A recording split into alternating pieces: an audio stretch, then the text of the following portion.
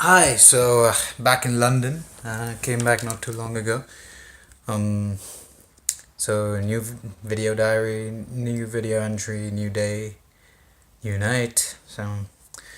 Topics of conversation. I think there are about three things I want to talk about. One was about the hackathon. So it's quite interesting in the way it was conducted. It was an interdisciplinary approach to problem solving. We had SMEs, clinical practitioners in every group, an affected person suffering from osteoporosis or on the risk of contracting or being diagnosed with it, contracted being diagnosed with it, and another person from a varied background. So we were comprised of six people, five of which were women. I was the only one. I was the youngest one at the hackathon. Um, there were about a handful, five or six of us that were under the age of 30.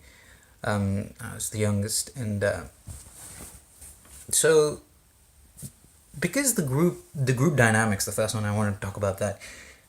There were SMEs and clinical practitioners, so it was hard to even make my voice heard. They had years of experience and they had fantastic subject matter expertise, great ideas of how to approach the problem, but it seemed like they had already come prepared.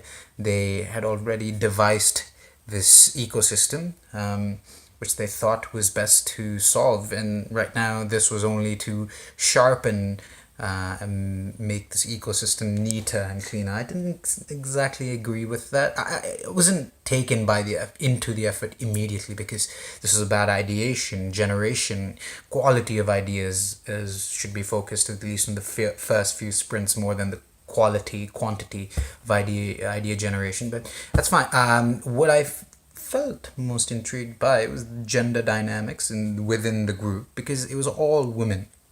It was very hard to make my voice heard. That was yesterday. And today, at the end of today, I felt like I commanded the space more than I did yesterday. In a good way. I made my voice heard. They were keen on listening to a few points I was making about organization, strategy, structure, to the structure to sell our narrative. And I was eventually inducted into the girl gang. I was one amongst the girls. I thought I was fighting an uphill battle against all these older, very accomplished women. But towards the end, they accepted me as one of their own. I became a woman with them. I was inducted to the club.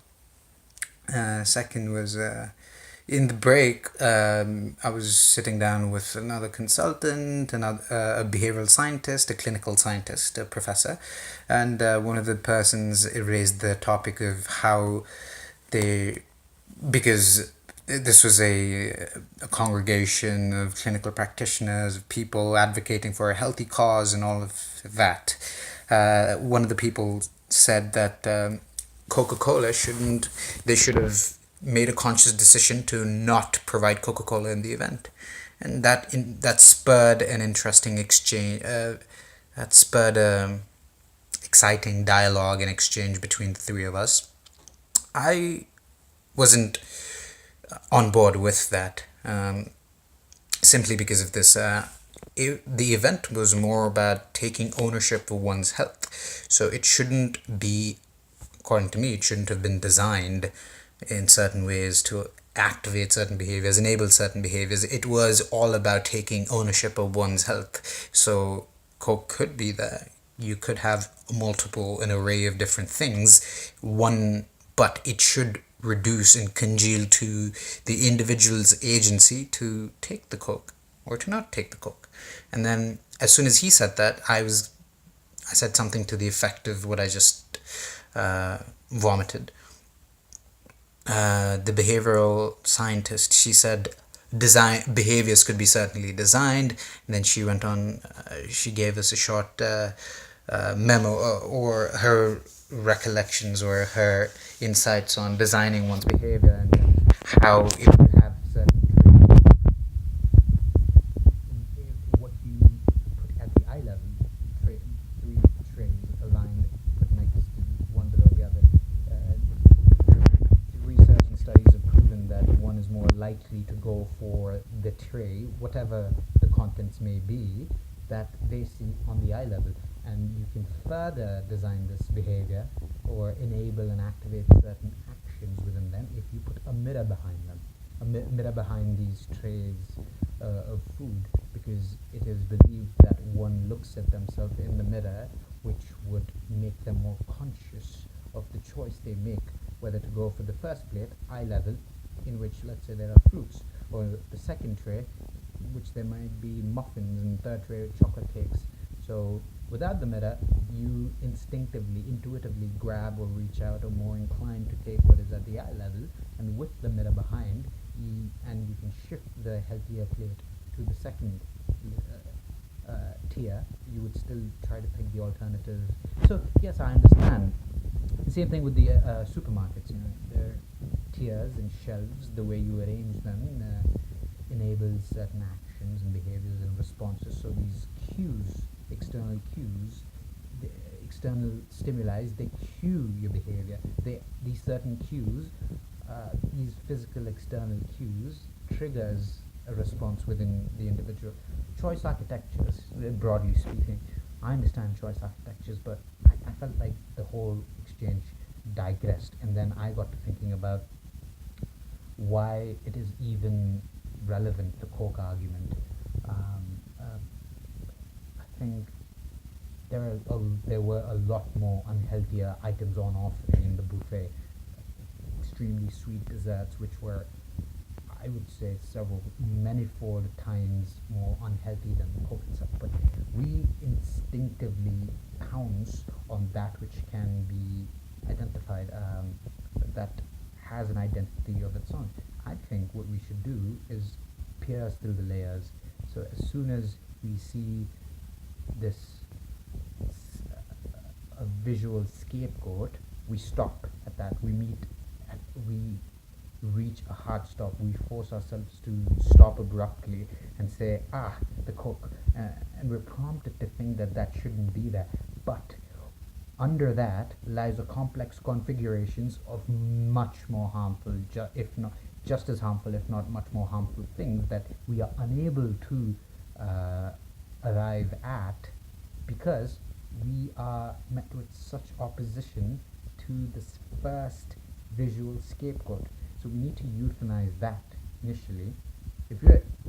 So I think the way to approach this, I thought, would be, if something is prompting such a negative, an averse, or such a strong reaction in us, we should put that down in the registry, in our mental registries, but table that for a small while, whilst we try to sink in to a more granular level.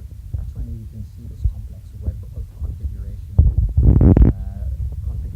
of things that are much more harmful, could be much more harmful, but we're not allowing ourselves to arrive there, because we're very satisfied and grow complacent with the first scapegoat that we find. So I feel creating an identity in this day and age becomes a complex thing, because you are more likely to face backlash, you're more likely to be described wider ranging phenomena if you have an identity. So if you see something that has a label, that has an identity of its own self, we're more comfortable in ascribing adverse or strong phenomena to that.